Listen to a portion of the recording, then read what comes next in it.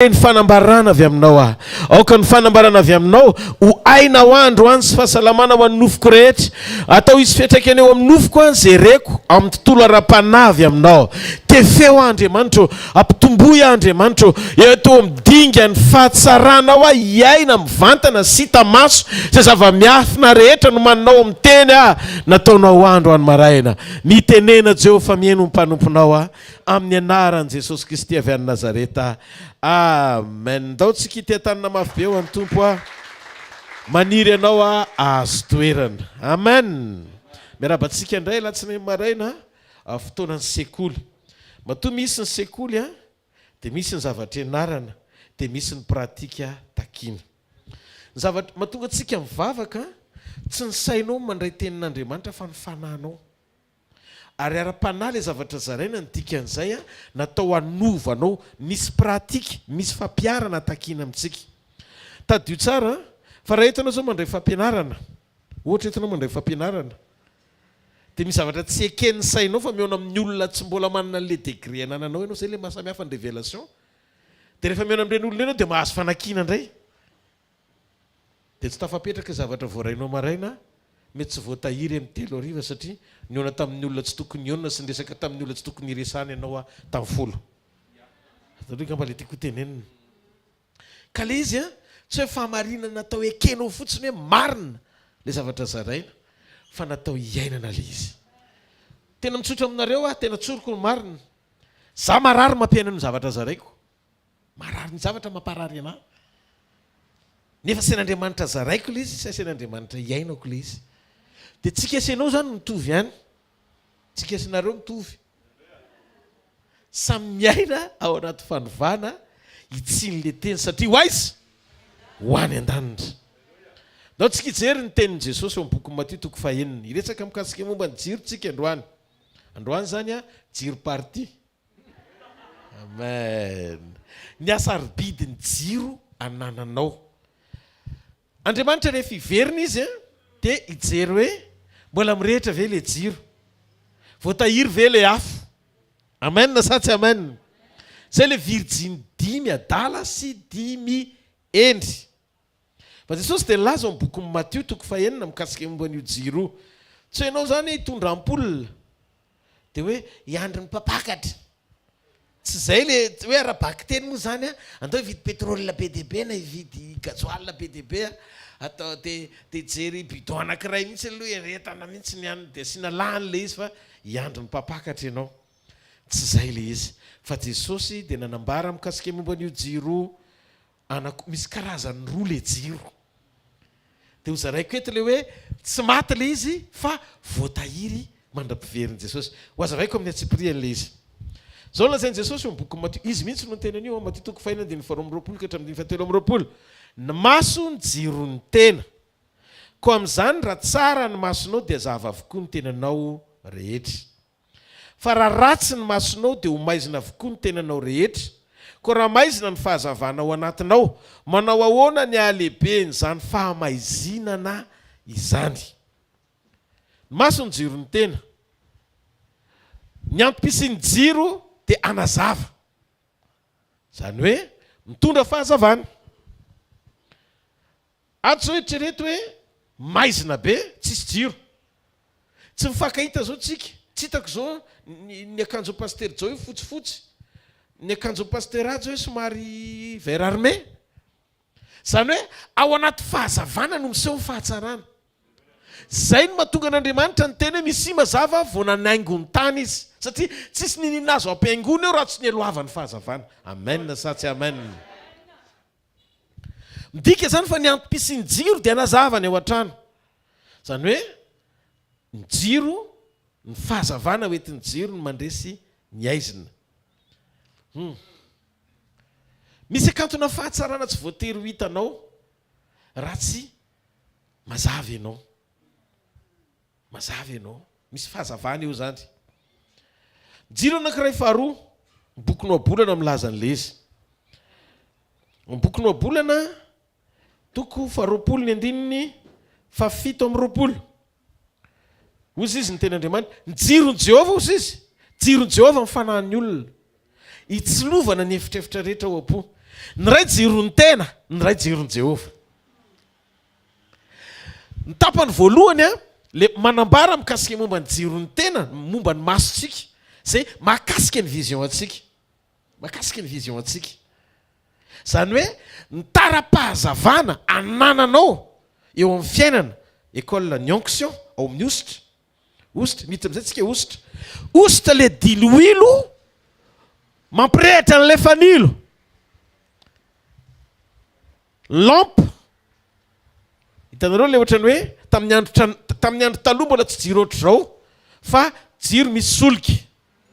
Zay mahatonga an'ilay fanoharana hoe misy natahirin'ny solika dia nirehitra. Tsy maty le afo mandra-piveryn'ny mpapakatra. Ny dikan'izay ny solika maneho ny onction. Le fahazavana dia tsy inona fa révélation. Halleluja. Ary le afo no ahafahanao mitaratra dia tadidio ny fahatakarana anananao zay révélation omen'Andriamanitra anao hamaritra ny manifestation anao ao anatin'ny école d'onction na ny sekoly ositra. Ao tsika raha miteny Jesosy momba Matthieu 5:22-7 dia miresaka Jesosy mikasika momba ny fiatraikan'ny ositra zany.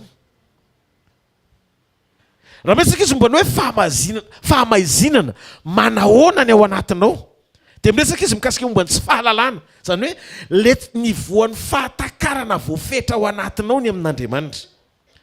Ny diloilo zany afaka hitobaka ao anatsika. Mitobaka io diloilo io, zany hoe le ositra zany afaka mitobaka foana ao anatin'ny olon'Andriamanitra anankiray. Rehefa manana révélation le olona, rehefa manana révélation avy eo amin'ny teny le olona, zany hoe mahazaka anao le teny zay zarain'Andriamanitra aminao. Zakan'le teny anao anao action. Azonareo izy.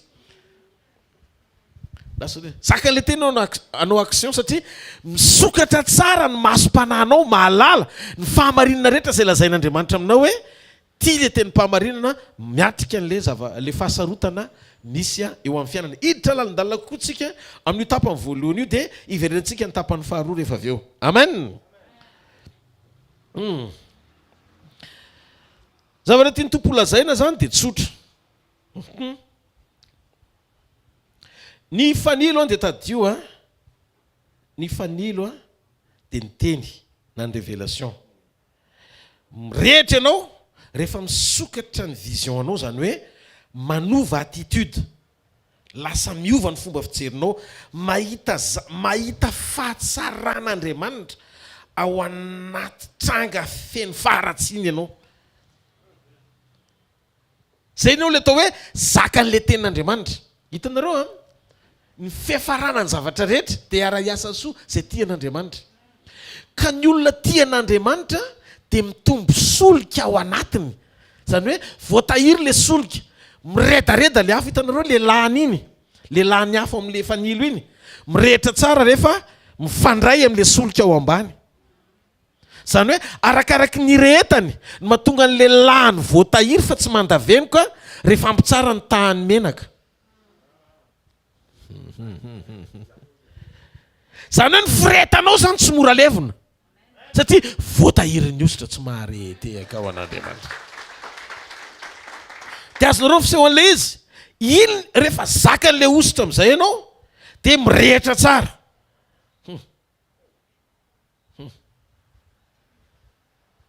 Io mahatonga ny tompo miteny hoe virjiny 10 endry sy 10 adala. 10 endry natahiry an'le solika, 10 adala lan'le solika. Zany hoe tsy mivelatra, tsy nahazaka andry zareo iandry ny fiverenan'i Jesosy. Le solika no heveriny fa mba nitehiriziny hitsenanana azy. Nandratsika mieritreritra hoe tena solika ve le azoko? Misy zavatra manimba ny solika ao, zay feo manimba ny fandrosoanao. Eninao mihitsy ny hoe mihisatra be ny fandrosoanao. Renao hoe tsy mahazaka amin'ny fiainam-panana aloha izy fa stocké fotsiny eo amin'ny sainao. Tsy amin'ny saina anie ninona fa mifo e. Noho izany ny fandresen-dahatra miainga amin'ny fitiavana fa tsy miainga amin'ny fahalalana be ao anatin'ny atoto fotsiny. Tsika tsy any akatso, feto am-bom-piovana. Alleluia. Noho izany le fahamarinana tsy maintsy raisinao satria ny fanahinao, ny fanahinao, ny fiainam-panahinao ny resaka eto. Fiainam-panahy miova ny resaka eto. Rehefa misokatra amin'ny fiainam-panahinao, mifankahita amin'ilay fahamarinan'Andriamanitra, mirehitra ianao zakan'ilay tenin'Andriamanitra. Nahoana raintsika fanoharana anankiray. Ny anehoana fa mirehitra ianao dia ny hita soritra fa mivadika finoana ao anatinao. Tsy zavatra lazain'Andriamanitra. Zay le hoe mitroka tsara lelahany, atonga an'le fanilo irehitra. Ahoana misehoan'ilay izy? Lasa finoana le izy. Ny finoana tsy mijanona teo amin'ny fanantenanan'Andriamanitra fa hainy atao ny zavatra rehetra. Fa ny finoana manetsika anao iaina sy fanaraka amin'izay zavatra lazain'Andriamanitra, mitondra fahatoniana sy fiadanana ao anatinao satria misokatra ny masonao, zay le jiron'ny tena, sokatra ny masonao sy ny vision-anao, mahita mialohan'ny fotoana isehoan'ilay problème fa tafavoaka ianao. Zay no mahatonga ny hotony eny, fantatrao fa tsy fiafarany zavatra rehetra ny zavatra enanao androany. Nahoana hoe hoentiko lavidavitra amin'izay tsika. Raha tsy misy zao tenin'Andriamanitra tonga révélation ao anatinao dia tsy fantatrao hoe ny ao ambadiky ny fanenjehana dia fitarana. Azonao fetaka izy. Rehefa niakatra ambony kokoa ny degréan'i Jesosy teo amin'izay zavatra naniranorainy azy, dia Jodasy tao tokantrano namadika azy. Hitanareo, ny indisy hamatarana ny fandrosoanao, mamelasa lavitra ianao. Na zay kaiky ianao indrindra aza tsy mahazaka antsony ny fampianarana sy ny fahamarinana ao anatinao.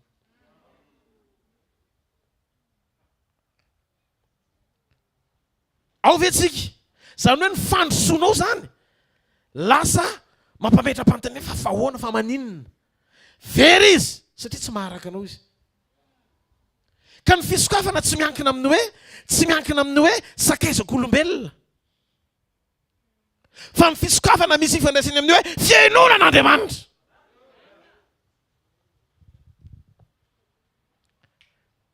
Hitanareo, raha takatry ny apôstôly ka ny haino tsara an'Andriamanitra izy hoe mila mitatra amin'ny filazantsara, dia tsy niandry fanenjehana izy vao ndeha hivoaka ny Jerosalema.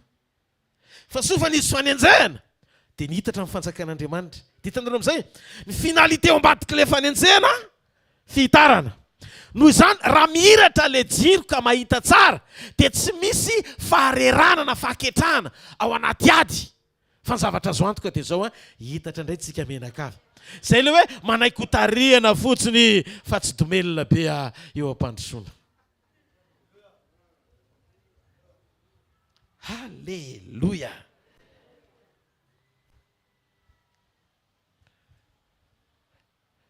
Ianao mieritreritra indraindray ohatrany hoe tsy tiana zany. Misy fotoana mieritreritra an'izany. Dia mba mivavaka amin'Andriamanitra ianao hoe ahoana ary? Matoa ianao ohatrany hoe mahatsapa-tena ohatrany hoe tsy tiana, ohatr'ohatr' izany ka tsara fifandraisana amin'Andriamanitra. Tsy natao akasika ianao ilay satria Josefa ohatr'izay ilay nizarantsika teto. Ny Josefa tany amin'ny farany ozy izy hoe ay, atateraka ny irak'Andriamanitra, misy iraka mpanovon'Andriamanitra anao, ilan'Andriamanitra anao tsy ilana olona. Tsy maintsy Josefa rery niaritra an'io. Misy zavatra ohatr'izany. Satria tsy manana ny fony Josefa afaka melona olona maro zay mbola tsy tafiditra ao anatin'ny listry ny olona ho ampiasain'Andriamanitra hijoro amin'izany toerana izany. Ao anatin'ny fanomponany misy manenjika titre, voninahitra, aja, mba ho hita, mba ho tiafina. Fa misy milona ohatran'ny Josefa, ahilika, manaiky any anaty lavaka, tafiditra ny amponja fa tsy maintsy any anaty palais. Mahasamihafa an'ireo anankiroa ireo, ny ray manao zay moyen atongavany eo, dia mionona amin'ny toerana. Fa misy mampiasa ny fony an'Andriamanitra, dia Andriamanitra no mifidy azy. Fifidianan'Andriamanitra tsy mitovy amin'ny olona, averiko foana zany. Asehoy amin'ny fahalemem-panahy ao anatinao fa ny fidian'Andriamanitra ianao. Mora lahatra. Tsy manao kajy ianao atahotra hoe iza ny mahita dia iza ny mananona. tadio na fijoroana ohatr'izao sy ny fitoriana ohatr'izao tsy mahafaly ny olona zay olona mety hoe mitehipetraka amin'izany toerana zany tsy hafaly ny olona mihitsy zany fahamarinana zany fa za tsy maintsy miteny fahamarinana na hoakalany azy tsy problemako zany fria miala eto alleloia misy zavatra sujet tsy avoaka mihitsiny fa maha olona manapaka eo amin'ny fiangonan'Andriamanitra io mahatonga ny jiro mitsilopolopo fa tsy tena mirehitra satria tsy tanteraka amin'ny antom-pisiny ilan'Andriamanitra lasa ray fotsiny le izy nofo be fotsiny zay ny mahatonga ny any am-pasana be dia be ny nofo tsy tanteraka eny misy zava-tsoa koa ny any am-pasana fa tsy natao any ny akana azy fa Andriamanitra ampanome betsaka ny nofo tsy tanteraka nalevina any am-pasana satria nahoana tsy afaka teo mitoetra mihitsy iny tsisy jiro Andriamanitra nentina mba hanazavana ny lalana satria ny fanahiny tsy mety hitanareo samy hafa ny jiron'Andriamanitra sy ny jiron'olona ny jiron'ny tenanao hamaritra ny vision anao ianao zaka ny ten'Andriamanitra ianao miaina amin'ny révélation omen'Andriamanitra anao ianao manaraka amin'ny atsipria amin'ny fiainanao anaty fandinitena androso amin'ny programa ilan'Andriamanitra anao zany mampirehitra ny jironao eny an-dalana tsy maharety enoy ny kody anao fa ny faran'Andriamanitra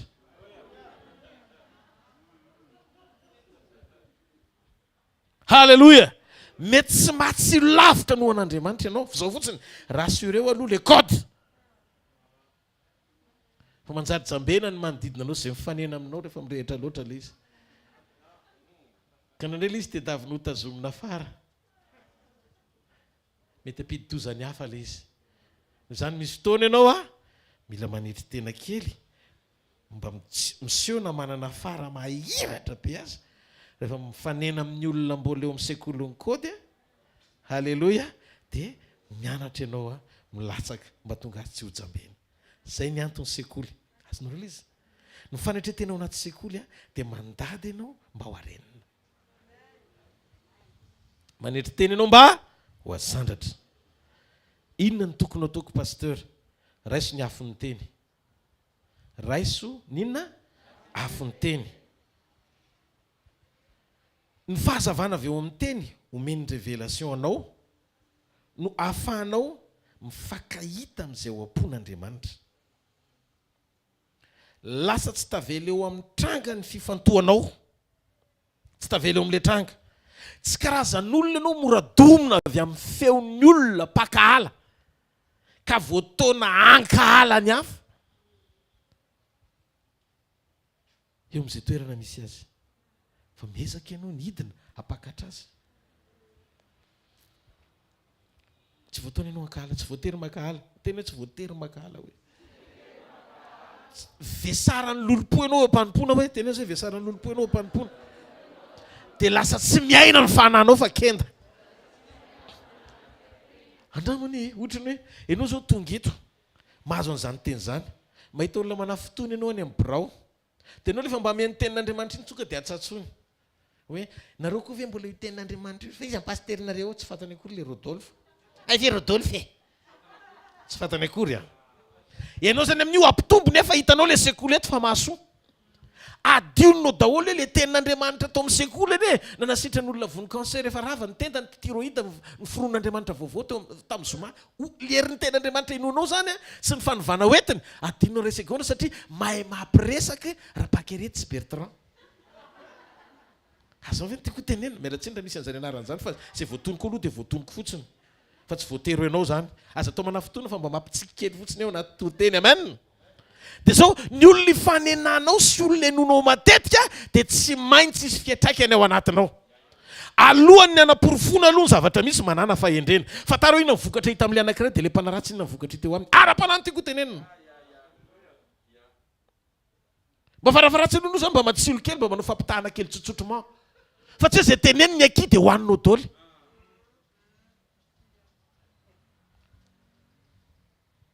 halleloia ny fahendrena dia miainga avy amin'ny fanekenao ho tefena ianao misy zavatra be dia be ahitsanao hoe za atsakandre zay tanan'ny olona tsisy ahitsana tsony misy foana isan'andro eo amin'ny sekoly fiaina isaky misy teny latsaka dia misy fanotsiana foana fa zao ny jironao tiako hazava tsy tiako brûler ny ampoule sy ny lampinao. Aoka isokatra tsara ny ao anatinao. Fa tsy sakana ny obstacle eny andalana ka tsy hitanao na lava kiwa na fiolanana tampoko raha mirehitra tsara ny jironao. Tsy ho voafitaka amin'ny lalakale zany ianao fa hita amin'ny panneau rehetra eny andalana hiteny hoe tia ny lalana ka andiano ary tsisy halleluja. Raha miteny Jesosy hoe ohatraniza ny fahazavana zany fahamahizinana zany. Maizina ohatraniza le izy. Nasona mijerentsika kely. Fa maninona Jesosy miteny hoe raha maizina le izy dia ohatraniza ny fahamahizinana zany. Amin'io ohabolana toko fa 1:30, amin'ny ohabolana toko fa 20:7 dia miteny zavatra Andriamanitra ao anatin'io. Ny hoe ny fanan'ny olona ny jiron'i Jehovah. Miresaka zavatra izy ao anatin'io. Fa alohany hidirako amin'ny jiron'i Jehovah, ny jironao aloha ny teresantsika. Ny masonao ny jiro ny tenanao. Zay no mahatonga ny vision anao tsy maintsy hovain'Andriamanitra. Hovain'Andriamanitra le izy, hovainy ao amin'ny teny le izy mba hifanaraka tsara sy azo aina amin'ny zavatra lazain'Andriamanitra, ny zavatra hitanao. Amen. Hozy Jesosy hoe ohatraniza hozy izy no atsara ohatraniza ny endrika le fahamahizinana. Ao amin'ny toko 9 verentsika kely amin'ny toko 9 sy tsika vohiditra any amin'ny ohabolana ary any amin'ny ohabolantsika somary setrasitra kely rehefa avy eo fanotronana. Amen.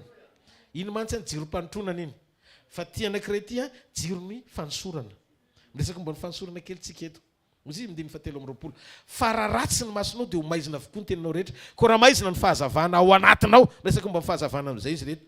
Tsy miresaka momba ny lampe izy eto fa ny éclairage-le lampe hoe ohatraniza le fahazavana. Ka raha ohatra ka tsy tanteraka izay fahazavana zay dia manao ahoana ny lehiben'ilay fahamazinana. Teny Andriamanitra hoe misy fampianarana heverina ho marina fa diso. Zay mitondra an'ilay fahamahizinana. Ary raha lalina ilay fahamahizinana, ahoana ny fomba hahafahanao mihetsika ao anatina conviction diso.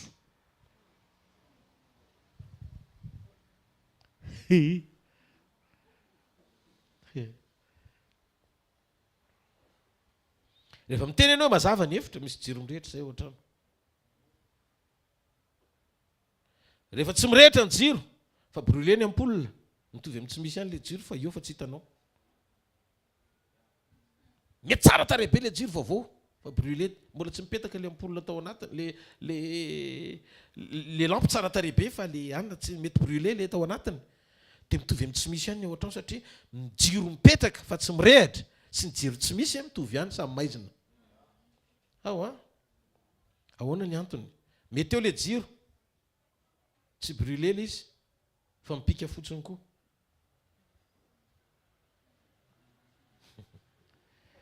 Mananjavatra be dehibe ianao, stockeny révélation. Vao miteny pasteur ianao manao amen, zany mihitsy Andriamanitra fa tsy mirehitra fotsiny le izy.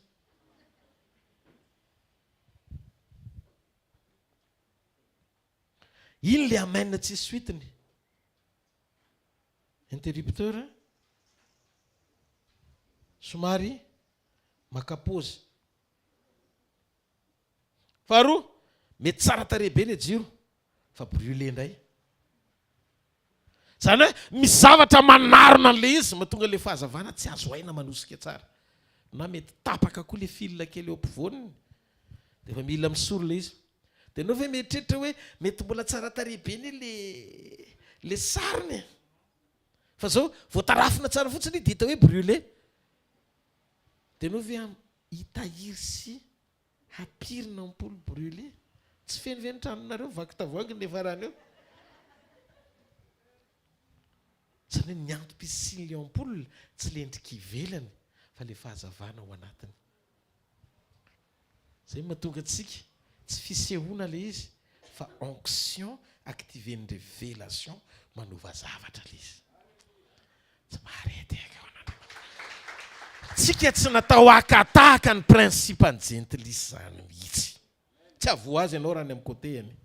Aka tsy maintsy manao an'izao kely, ianao no mihevitra an'izay.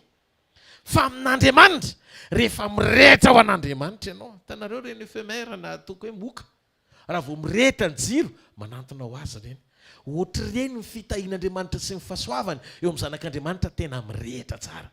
tamany eo ny fahasalamana avy any ambony, tamany eo ny pasoavana maro samihafa satria misy fo mirehitra ho an'i Jesosy eo. Ny olana voalohany mety tsara ny masonao, manana tsy fahatsarana ihany ny masonao, zany hoe mahita ianao, manana fanambarana ianao. Fa ny olana faharoa mitady brûler le izy, le vision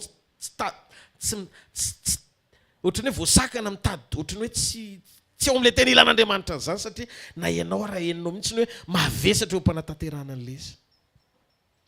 Le fahazavana, révélation azonao. Raha jiro, menaka, lampy, mitahiry an'le afo, dia tadio tsara nisy an'le sarony iny. Raha ohatra ka lampy fotsiny le izy, saromana le izy satria mba tsy ho azony rivotra. Raha voatsoka ny rivotra koa le izy dia maty. Misy zavatra zany avy nivelany mety hanimba ny firehetanao koa. Zavatra avy nivelany mety hanimba ny firehetanao. Mila fantatrao tsara hoe iza ny antso anao. Za aloha voalaza mihitsy ao an-trano hoe emonato ny ahako ao an-trano. Satria za raha vao misy zavatra miseho enoko ara-panahy hoe inona le za tsy mihaino ny feonao zany. Raha vao resaka ara-panahy tsisy idirana rakotona lehibe, tsy mila hevitra amin'ny olona ozy izy Paoly, fa zay niantso any antaniko. Fa raha vao henoko izy mitady pozina animba ny fifatoako, satria zay le niantsona raha vao tsy fantatrao ny antom-pisiny, fa matoa voazongozona ao anatina fanimpony ianao, tsy tena ao ny ilananao. Dia aleo manao zay mampahazo aina. Mianao tsara ve nareo? Aleo manao zay mampahazo aina. Satria raha misy zavatra tokony ho voarainao avy amin'Andriamanitra, efa programany teny hitondrananao, lasa tsy makany amin'le tokony ho alenao, satria ny sofinao mihainao anankiroa, ny ray alanao na ny ray tianao. Dia manapa-kevitra ianao dia hitany motivationao le izy. Dia vakina fotsiny hoe ny olona mitazana ty velona mijery hoe ao izany na tsy ao. Dia inona fipetraka le izy mampime, satria tsisy olona misabaka ka tonga lavitra, atao ohatran'izao hoe tonga anao dia mandana lavitra be. Ndray ho alanao dia ndray tianao, Jesosy miteny an'izany. Miasakazama be dia misabakany, sady mihaino ato mihaino ry. Misaoran'Andriamanitra raha tsy tatapera tonga lavitra. Ao tsika. Zay no mahatonga masonao rehefa miakatra. Komandra ihany ny ozatra mibaiko an'io na anankiroa ary. Komandray any amin'izay ifatoanao nijerenao. Izy roa miaraka. Biby raha ihany no nomen'Andriamanitra. Komandana maso tsy mitovy. Tarondro ny anarany.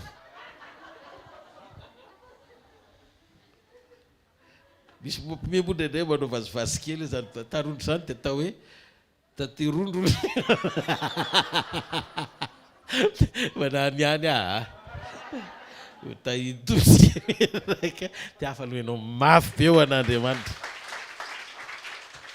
Hitanareo le problème ao anatin'le izy. Enao tsy hoe maika be andeha lavitra dia tsy nahita lasantsy dia rano nampidirinao anaty fiara. Maika be reno fa maika ianao satria misy zavatra matery ianao teo tonga aingana. Raha avy ianao miazakazaka anaonao foana ny anaranao, miazakazaka ny tsy tokony ho ale satria initiative anao zay. Andriamanitra misy fotoanany nametraka ny Josefy teo amin'izay lalana nitondrany mba hanefeny azy. Le zavatra takian'Andriamanitra voaka voay. Fa raha vao mivoaka io palais tsy mitsoaka zany fa miandry anao. Palais tsy mitsoaka fa miandry anao. Fa aza maikinao avy anaty lavaka tonga dia tsambikinao anaty palais, efa ampy kosa zay. Ianao miteny hoe mbola ampy fa mbola hitan'Andriamanitra na mbola misy tokony amboarinao dia brisement aloha. Mba fantatrareo fa naninona Jakoba ny tsy maintsy mifampitolona tamin'Andriamanitra. Fa maninona tsy maintsy mifampitolona tamin'Andriamanitra. Ao ambadiky ny fitolomana vao omena ny anarana hoe Israely. Fa tsy hoe fo marina izy tonga dia hoe ny anaranao dia Israely, mifampitolona aloha. Inona le tolomana, inona ny endrika le izy, misy zavatra tsy maintsy ahitsanao. Ary mahavariana, Jakoba ny no vika amin'ny fotopeny, brisé. Fa tsy Andriamanitra akory. Kanefa le amintsika zay mpandresy zay tsy kao. Fa tamin'ity ndray kao Jakoba, nefa izy ndray no voalaza tamin'ny farany hoe farany dia izy ndray no nandresy natsanga Andriamanitra ohatrano tanany hoe izy ndray no inona. Inona ny dika midika fa arakaraky ny andresenao nofo nisy ony fandresenao ara-panahy. misy olona tsy azoko nazonao zavatra tian'Andriamanitra tenenina. Tsy rehatra zany io jironao ara-panahy io raha mbola misy toetra ranofo entinao. Eny teny eto fontsika fandona le izy.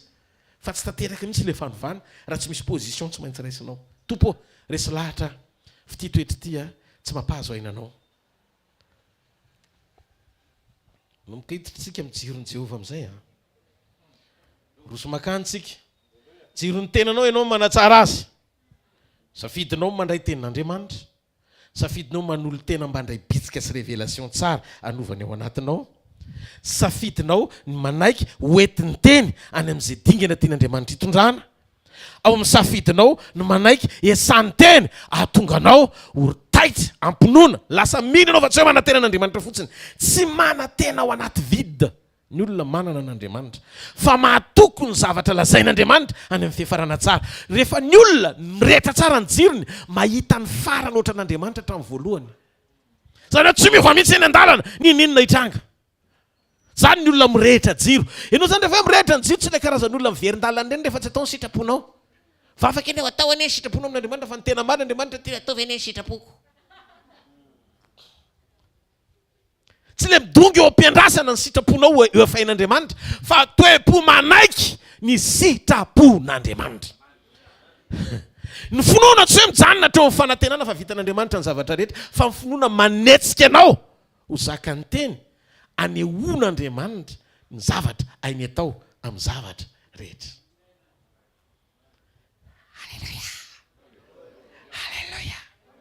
Tsika tsy azakazaka fotsiny hoe maika be dia rano no ataoko anaty motera. Rehefa mikatso ny fiaranao azy Andriamanitra ny mena tsiny. Fa ianao tsy nandry lasansy fa napiditra rano. Ny antony ane tsy hoe tsisy motera. Le fiara misy motera tsara. Tsy ny carburateur hoe tsy mikapta. Fa lasa tsy nety le izy satria carburant tsy ilaina no nampidirinao. Noho izany misy ifandraisany amin'ny carburant ampidirinao anaty fiara no fahafahan'le izy midemara sy mandeha. Fa matomitokona le izy misy zavatra tsy mety io satria ny sainao no mitondra fa tsy avelanao fanahy masina hitaridalina anao. Mila ny fitarihany anao e. Mila ny fitarihany anao e.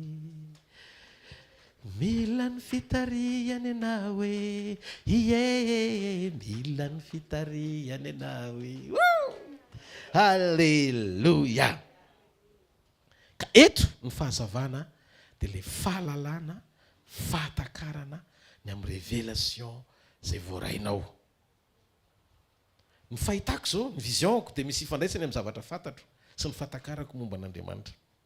Vao mietsika Andriamanitra tonga dia maharaka azy ianao. Zay le tian'Andriamanitra. Ianao zany tsy tavelo amin'ilay hoe inona ry ty zava-misy ty tompo. Tsy zay. Fa vao miseho le izy misy fanenjehana. Misy programam-pitarana miainga indray anoany. Satria mpamaky baiboly ianao manana révélation ianao. Ohatra misy zavatra mitranga ao anatin'le fivoriatra mahafinaritra be. Ianao te hiditra ao mihitsy ao anatin'le fikambanana satria le fikambanana mahafinaritra. Fa ohatra matsapy zany ianao tsy misy pisy. Dia ohatra no ahilikilika andry zareo ao. Dia teteny aminao Andriamanitra tiako arovana anao tsy tafiditra fa tsy andeha lavitra io fa misy problème rapitso. Zany hoe ny fanekenao alahatra rehefa tsara hera amin'Andriamanitra ianao dia miredareda be le jiro ary tsisy lalina tsy hitanao fa nalavitra aza tratra ny faranao. Tsy mareteka ho an'Andriamanitra. Ka miankina amin'ny afo ny jiro. Ny afahako mahita tsara, ny afahako mahatakatra zavatra lavitra dia miankina amin'ny fanekeko ampiatra ny fahalalana tsara voaraiko avy aminy sy ny révélation zay nomeny ahy. Zany no mahatonga ny baiboly milaza fa ny maso ny jiro ny tena. Mila tsara ny masony. Masonao fa mila mirehitra koa ny afonao. Tsara lampy ianao ary tsara jiro ianao. Damaseva zao nampiasa lampy hafa satria diso fahalalana. Nina ny azo fahalalana tsara sy ny ratsy tonga dia niova amin'ny masony. Hitanareo misy impact amin'ny fahalalana ny vision. Vao nina ny azo fahalalana tsara sy ny ratsy izy connaissance ny hazo tsara sy ratsy tonga dia nafantatra izy hoe niova ny vision tanjakitsika. Miankina amin'ny fahalalana nananao ny fomba fijerinao ny vision anao zany. Ka zao ho fantatra ireo androany maraina ny marina ary ny marina no afaka nareo tsy handevo. Ka ny fahazavan'ny maso dia ilay teny manokatra ny vision anao anatina révélation ifakahita amin'Andriamanitra na dia ao anatin'ny ady sarotra aza. Ny afantarana ny olona hoe mematy ny lampiny, malaina androso izy. Henonao mihitsy ny hoe miemotra izy zany, mangatsika izy zany, tsy tena mafana izy zany. Aiza le avy teo aloha, zany tsy mampiasa sainanao. Fa zao tondraka foana le rano, dia ohatra misainanao firetana, misy ny firetana fosika, firetana avy amin'ny ezaka. Ino ity teniko ity raha mbola orgueilleux be na orgueilleuse be anao eo mpanomponan'Andriamanitra, tsy mandeha amin'ny vision ianao fa ambition. Tsy visionnaire ianao fa olona be ampipo fotsiny ianao zavatra. Raha vao ny amponao ny tafiditra tsy manao anao zany fanama, satria ny ampody izy toerana tesongadina avy amin'ny devoly fa tsy avy amin'Andriamanitra. Manana discernement. Ny attitude anao zany ny amaritra hoe hatraiza ny altitude anao, ny fahafahanao misidina ambony amin'ny tontolo ara-panahy. Satria raha vao miditra amin'ny tontolon'ny ambition anao dia tafiditra ny saina hoe mavita azy ianao. Dia manomboka tsy mametraka intsony no fanamasina andefa ianao mitady an'ilay taktika hoe mena fahendrena inona. Fa raha ianao milomano amin'ny tontolo ara-panahy, tsy mibanjina n'izay fandrosoan'ny hafa, izay lalan'ny hafa, fa mifantoka tsara amin'izay ilan'Andriamanitra anao, dia manomboka ho fenon'Andriamanitra hery ianao. Ary ny ampisongadina anao mihoatra lavitra noho ilay fahaizanao mandamina, sy mihevitra hoe tia ny lalana ivoahako, ny tondran'Andriamanitra anao, satria vesara nositra ianao, atositosiky ny fanotronana ianao, ataon'Andriamanitra maniva. Nareo ve tsy te hiaina an'izany? Raha ezaka ianao tsy mihoatra ny 50 taona na 10 taona ho avy ny tondran'Andriamanitra anao, fa raha hotroniny ianao ny 100 taona ho avy nomeny androany. Zay ilay mandeha lavitra miaraka amin'Andriamanitra. Ny tsara indrindra dia tadidio tsy ianao mampiasa an'ilay jiro tsony, fa ianao manaiky eo an-tanan'Andriamanitra mba ho tonga jiron'Andriamanitra. Deuxième étape. Alléluia.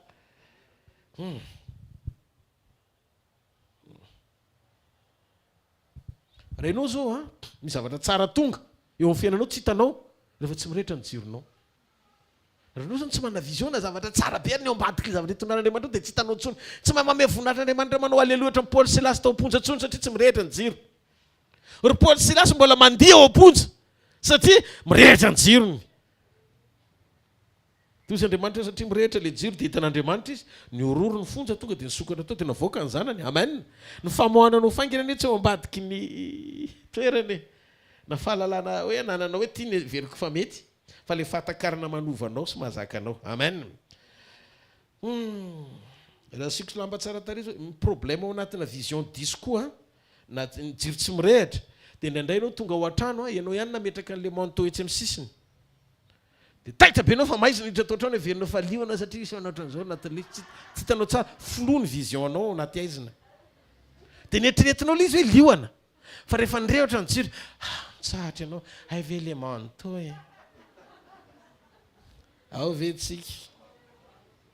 Mahazo antoka ianao rehefa mirehitra ny jiro. Ny masonao no mahita fa lamba rehefa mirehitra ny jiro, fa ny heverinao fa liona rehefa mipika ny jiro. Ao tsika. Rehefa mirehitra ny jiro dia hitanao fa fekibo le izy, raha ny heverinao fa menarana le izy tamin'ny fotoana nampipika ny jiro. Diso ny vision anao rehefa tsy mirehitra ny jironao. Tsy hitany tontolo rehefa tsy mirehitra ny jiro. Misy zavatra fahatsarana be zay tondran'Andriamanitra amin'ny fiainanao amin'izao, fa le jiro tsy voaefa, le zavatra mitrangy hitanao, le zavatra manohatra anao, le trosa sy le karazana zavatra be dia be, dia tsy hitanao tsony hoe misy Andriamanitra ao ambadika eo. Fa ny jiro tsy mampahita anao, fa ny jiro ao anatinao tsy manokatra ny masonao ahita zavatra hafa ankoatra an'Andriamanitra.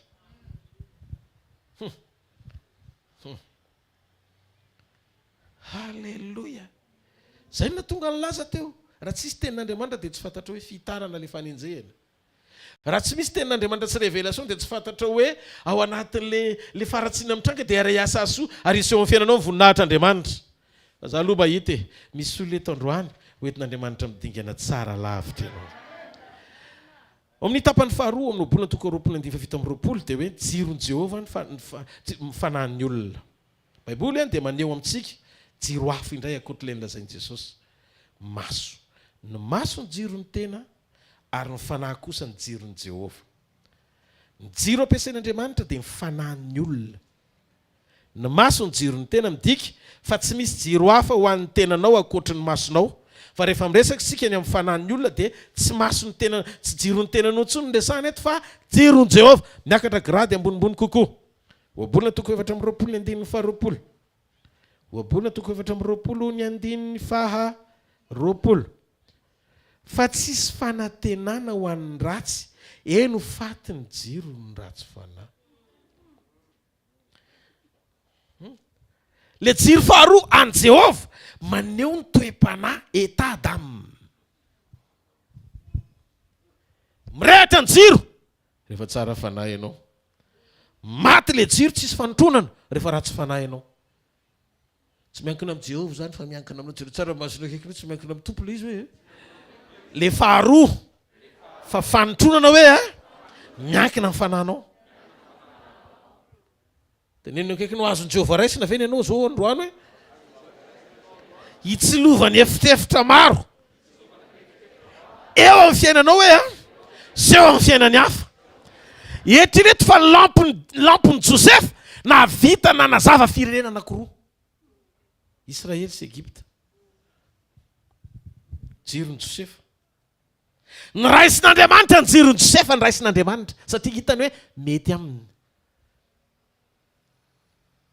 Ianao zao firitaona ny sekoly teto firitaona domelina be mijery an'ilay masoko ty fotsiny dia manao amenina be. Resaka tsara tsika asianao iresaka tsara. Dia fampijery tsika manao amenina. Fa misy teny zao eto milatsaka aza manao tsolotra tsony. Ianao nefa mpiasa birao. Tonga ny birao ianao, vita ny amenina eto misy manatitra sakosy.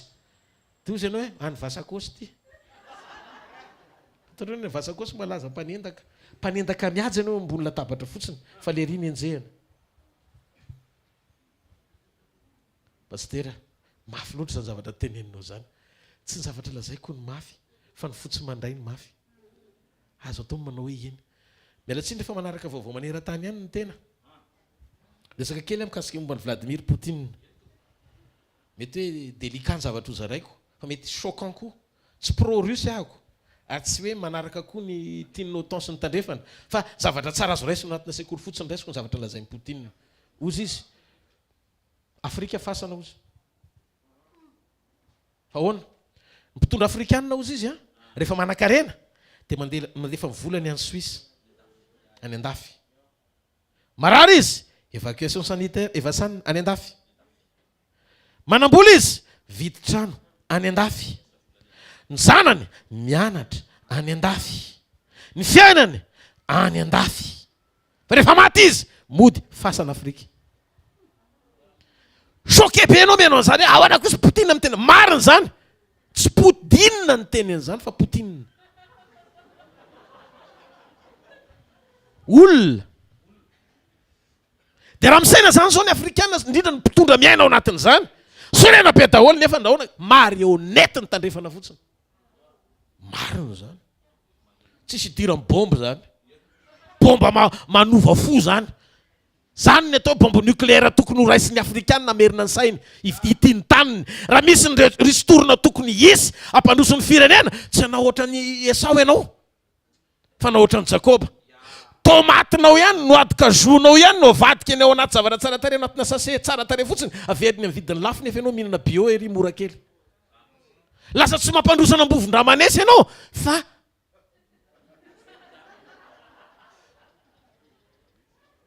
oreto misy fiatraikany atany amin'ny ekônomia anao ny fisokafan'ny masom-pananao. Sokafo ny jiro, apirety ny jiro, tena akaikinao apirety ny jiro, apirety ny jiro. Halleluja! Halleluja! Halleluja! Ny jiro eto, ozy izy eto. Ny jiro eto dia miteny hoe miresaka mikasika momba ny hoavy fa tsisy fanantenana ho an'ny ratsy. Eno faty ny jiro ny ratsy fanahy. Inona ny tiany Baiboly teny maneho ny jiro eto Andriamanitra ho amin'ilay hoavy mifanaraka amin'ny etadam, ny toe-panahinao. Zany mahatonga ary eto misahirana. Tena mivavaka amin'Andriamanitra mba mahazo hafatra anova ny toe-panahinao satria tsisy raisin'Andriamanitra rehefa tonga eo fiainanao. Tsisy raisina izy. Io fanahy io mba hovay aza zatra miaina olombelona be loatra. Pasteur fa nahoana? Hitanareo, za vao mahaino n'Andriamanitra miteny hoe vily ny volant tonga dia vily. Eo anao tonga dia viliko. Dia nandray tratra ny sekosy dia faninany aloha. Dia tsy azonao hoe fa naviliko izy any amin'ny tokony alentsika. Dia nandray taraiky kely dia mbola te hiverina amin'ilay nazatra taloha. Eto miteny, tsy ilaina intsony ny sariko atao ngeza be. Miteny zany teto tsy ilaina ny sariko atao ngeza be ny amin'ny ralisy ny rehetrarehetra, fa mpafantary fotsiny amin'ny toriteny raha ohatra ka izay mety hoe ilaina dia tsy maninona. Ataovy kely ary amin'ny sisiny ary fa aloha ny anaran'i Jesosy atao ngeza be. Amen sa tsy amen. Dia ny dikan'izay manaiky ianao hanaraka an'izay zavatra fitariana omen'Andriamanitra anao. Tsy tokony hisy fanazavana zany. Rehefa fantanao fa marina ka zaraky ny fanompoana dia tokony hanaiky an'izany.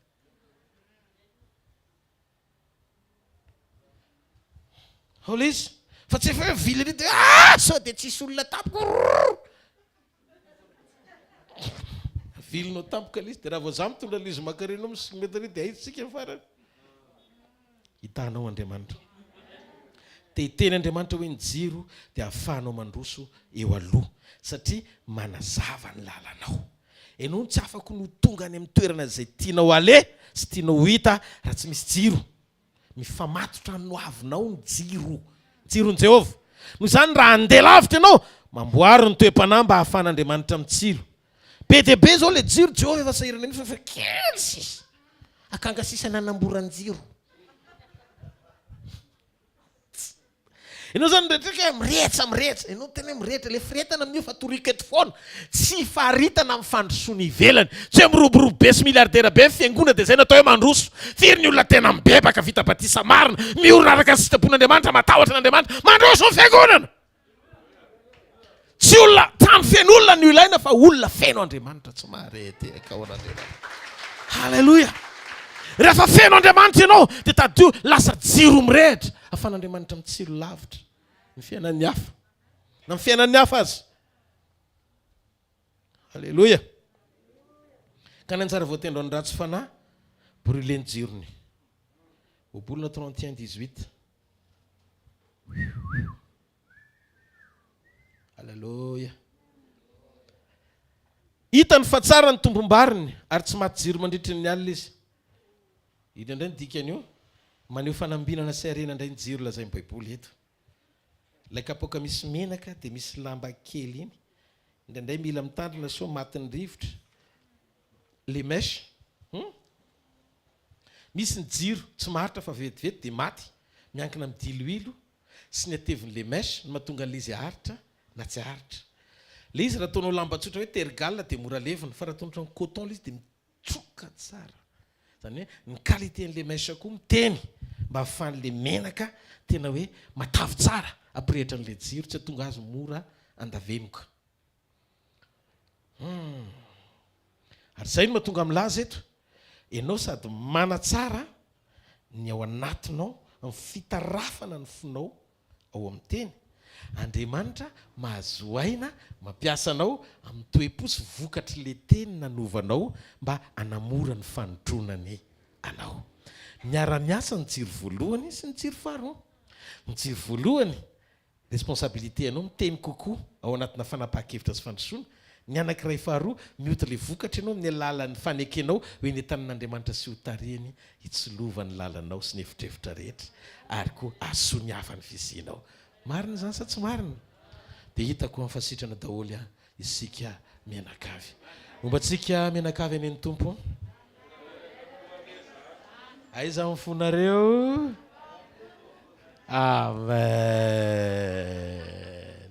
Rehefa amin'ny tompo ny fotsika dia azo ny tsilovana ny hevitrevitra rehetra. Misy hevitra be dia be any eo an-trano fa mila jiro daholo io. Tsy rehefa tory ianao vao mila jiro. Fa rehefa any am-pinanakaniny ianao tsy mila. Misy hevitra be dia be eo. Fa matsilo ny hevitra rehetra ny jiron'Andriamanitra. Rehefa tsara fanahy zany ianao dia tadidio. Tsy any mahatonga miteny hoe tsara fanahy. Raha vao ianao tsy manaiky ho tefen'Andriamanitra tonga tsara fanahy dia tsy hitanao mihitsy hoe tsara fanahy ianao raha araka ny sitraponao daholo ny zavatra rehetra. Fa misy zavatra tsy araka ny sitraponao dia mijery Andriamanitra hoe traiza mifatra amin'ny fandeferanao tsara fanahy ty boakely ty. Azonareo fetraka ilay izy? Hitan'Andriamanitra mihitsy ny eo am-ponao. Atao vitan'Andriamanitra ny eo am-ponao fa tsara fanahy ianao. Le izy ianao tsy miteny hoe zalefa tsara fanahy. Anao manome notiny tenanao mbola tsy izy zany. mba tovotra andry Abrahama zany Andriamanitra Abrahama mirere mihitsy Andriamanitra zany Andriamanitra io satria mahazo aina izy niaraka tamin'ny Abrahama tovy mahazo aina Andriamanitra miaraka aminao mahita izy le toetranao eo amin'le fisehoany iny mihitsiny efa enao ne miezite sady mandray décision miezite nefa misisika anao enao mihitsy tsy pisy anao ndray an'le izy dia maninona ny atao fa tsy pisy matoa tsy pisy efa miteny Andriamanitra hoe masandra le dondron-daty le adala vavy ty tsotra zany Andriamanitra rehefa miteny tsotra zany faraniko natao le izy tsy ny ampitsika anao fa tsotra zany Andriamanitra latsaka ny ranomasina mijery anao dia efa misaina izy hoe ahoana indray ny nanganako anio dia eritreretony eto akaiketo efa misy zavatra ary le izy tsy miseho le fanondranana raha tsy efa misy programa ngeza be tian'Andriamanitra omenanao amin'izay io fanondranana io tsy miseho raha tsy eo mivaravarana ivoahana zay no tonga ny saolina anao adaladala tsy afaka mihitsy izy satria zahatra loatra dia tamin'ny fotoana hamparetana ny fanjakana no namarana anazy anio Jehovah izy niampahatra ny fanjakanao mandrakizay fa satria nanao adaladala ianao dia sorona aminao ny fanjakana tsy ho izany ianao amin'ny anaran'i Jesosy tenenino akaikinao aza zahatra loatra hoe manimba ny fanahy fahazarana amen za zao azonareo hatrany amin'ny 3 maraina fonoko tsy mipiky zany satria zay oposta foana ny mpiandry zay ny mampiandry gardien ny fananareo zay zany ny postako no zany na 12 alina raha antsonareo dia eo maneno ireko fa za kosa aloha tsy metraka condition rehefa ny amin'ny roa tsy anjarako tsony fa anjara mifanambasina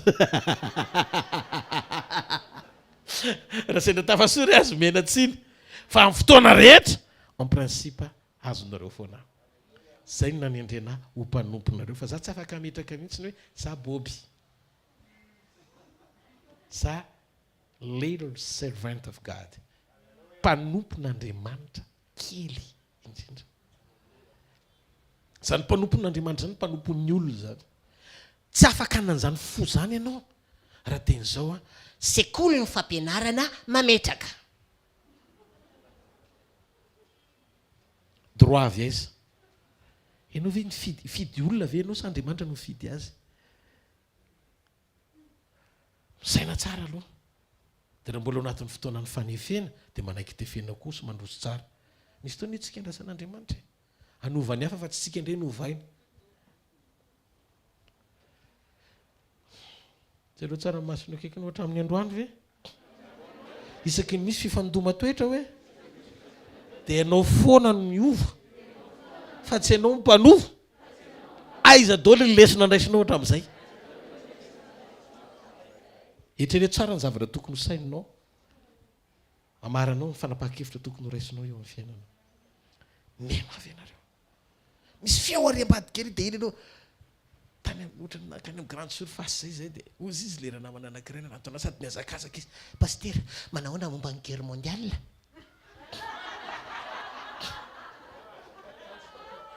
manahoana no momba ny guerre mondiale aiza hoe tsika kristiana zay tsy piasa amin'le grande surface na guerre mondiale io a na guerre Russie sy Ukraine tsy diratsika fa ny fotoana iseho ny fampahorina lehibe eto ambony tany tsy akasika ny zanak'Andriamanitra zany efa tsy eto ny fiangonana aza misaina zay zavatra tsy hitranga eo amin'ny fiainanseho a dia zay koa ny teneniko aminao aza miasa saina hoe nahoana ny anina tsisy zavatra ny saininao ny zavatra tonga eo amin'ny fiainanao fa zay nandaran'Andriamanitra anao ihany noho izany misaora amin'izay toerana misy ianao androany omeo voninahitra Andriamanitra fa aza misaina zay zavatra tsy natao hitranga eo amin'ny fiainanao fa misaina zay zavatra takian'Andriamanitra aminao apreton jiro c'est tout tsangano amin'ny toerana misy ianao fofany amin'ny lanitra ny tanantsika ndatsika hivavaka hisaotra an'Andriamanitra saotra tompony amin'ny fanahy fanasitranana sitrana amin'ny fianam-panahynay sitrana amin'ny vision anay amboary ny fonay a hifankahita amin'ny fahamarinanao iaina amin'ny fanosoranao hatrany a andeha amin'ny fitobahan'izany esory eo anatinay Andriamanitra ireo jiro tsy izy rehetra ireo fahamarinana sandoka rehetra mitady hamono sy hanapaka ny ao anatinay tsy hifanaraka amin'ny sitraponao ampijoroza io vavolombelon'ny teny fahamarinanao hatrany andeha amin'ny programanao hatrany milanao zay Andriamanitra Andriamanitra androany aoka ny fananao hiasa toy ny afo andevina zay tsy sitraponao rehetra ao anatinay ro faiblesse rehetra ilana ny tananao Andriamanitra ka mbola mety fahalemena mampijanona anay eo amin'ny nofo esorony zany androany maraina amin'ny anaran'i Jesosy mahita ny fanasitranany fonao amin'ny anaran'i Jesosy ny fihetseponao amin'ny anaran'i Jesosy mety 70 taona ianao na 20 taona nanompo an'Andriamanitra nefa renao mihitsy fa faible amin'ny fonao eo amin'ilay toerana hitakian'Andriamanitra anao hijoro ianao tsy mijoro dia ohatra ny lasa lany andro ampanefenanao foana Andriamanitra fa tsy mba manam-potoana pandrosoanao izy omeo ny tompo ny fonao androany manapa-hevitra androany foaza ao anaty torimaso dia mijoro amin'ny sitrapon'Andriamanitra tanteraka ny mombanao androany maraina tanteraka ny fandresenao androany maraina tanteraka ny fanasitrananao amin'ny lafindretra androany maraina ninona fedina tiany devoly anoerana anao tsy ambinina mandrakizay zany tononoko ny fanasitrananao zato isan-jato zao maraina zao amin'ny anaran'i Jesosy raha izao amin'ny anaran'i Jesosy avy any Nazareta naiza retina rehetra fototra mitondra an'izany eo vatanao dia ongotan'izany fototra zany sitrana amin'ny areti-po ianao sitrana amin'ny fihetsem-po diso toerana ianao sitrana amin'ny fanaintainana eo vatanao ianao sitrana amin'izay aretina tsy haisitraniny ianao fa mifanamasina nafaka an'izany amin'ny anaran'i isy réparation androany maraina isy création androany maraina isy manifestation androany maraina raiso amin'ny anaran'i Jesosy avy Nazareta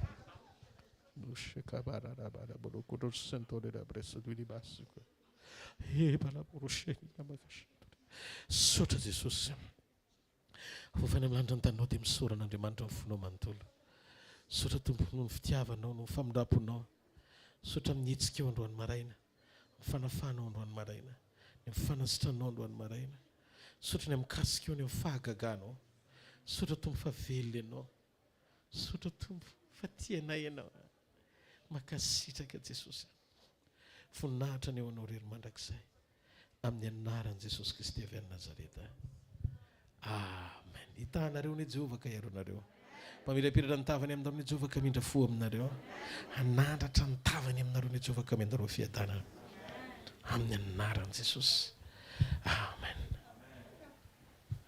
misy olona eto anotenen'Andriamanitra fa fivitosana ny aisotra tsapao ilay izy fa tsy otsony ilay izy miteny amiko Andriamanitra misy olona eto misy fivitosana fa zao no nanjavona ilay izy zao halleluja jereo hoe jereo kely ilay izy jereo kely ho an'izay olona manam-pivitosana tonga eto reko ilay izy hoe tsy ao ilay fivitosana fefanesorin'Andriamanitra atsangano hoe nitananao rato ianao atsangano rato raha mbola tsy tsapanao izy fa ny amin'ny faritra mety hoe tena intime manao ohatroatra zany dia présenteo fotsiny témoignage amin'ny zoma fa zao Andriamanitra miteny amiko misy olona eto misy fivitosana fa afaka zao amen aza menatra fa ao anatin'ilay fotoana ohatr'izao izy tonga dia confirmena amin'ny fametran-tana dia vita tanteraka rehefa renao hoe tsy otsony ilay izy zafady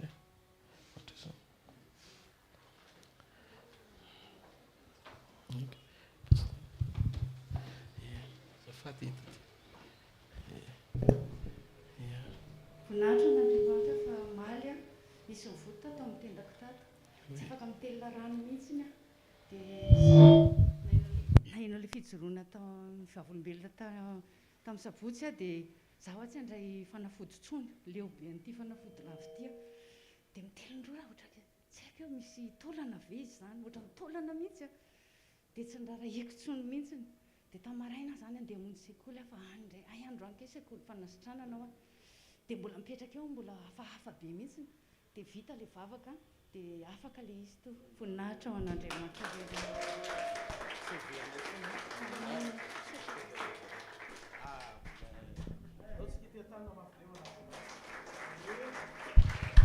Alléluia.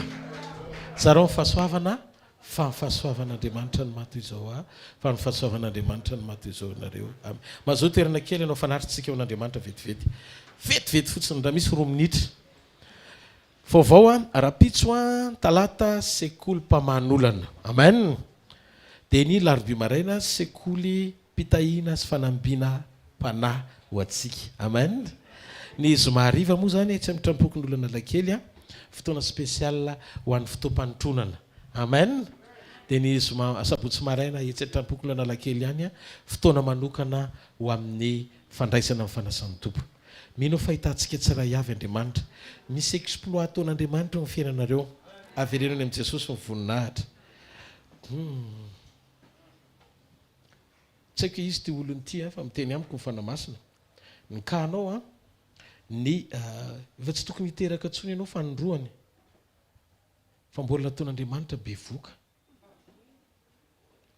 efa ny dokotera miteny hoe tsy tokony hiteraka ntsony présente eo am'zoma le izy présente eo am'zoma zay vavolombelona zay zay mahafantatra an'izay olony zay nareo dia teneny fa tian'Andriamanitra tenenina hoe tokony hijoro vavolombelona zay olo zay am'zoma tsy tokony hitseraka ntsony izy fanondroany fa nomen'Andriamanitra taranaka izy tena dokotera mihitsy miteny hoe tsy tokony hiteraka fa tsy mety tsony fa nomen'Andriamanitra taranaka izy hoentsika zay vavolombelona zay am'zoma raha velona koa Jehova amen amen alleluia dia misy olona koa eto mikasian'Andriamanitra amin'ny fomba mahagaga ny fiainany nampitsombadian'Andriamanitra amin'ny fomba tsy takatry ny saina ny eritreritra izy hoe hitrosa be sy ny karazana nefa nampahitan'Andriamanitra fity am'zoma koa ny rendez-vous anao amen alleluia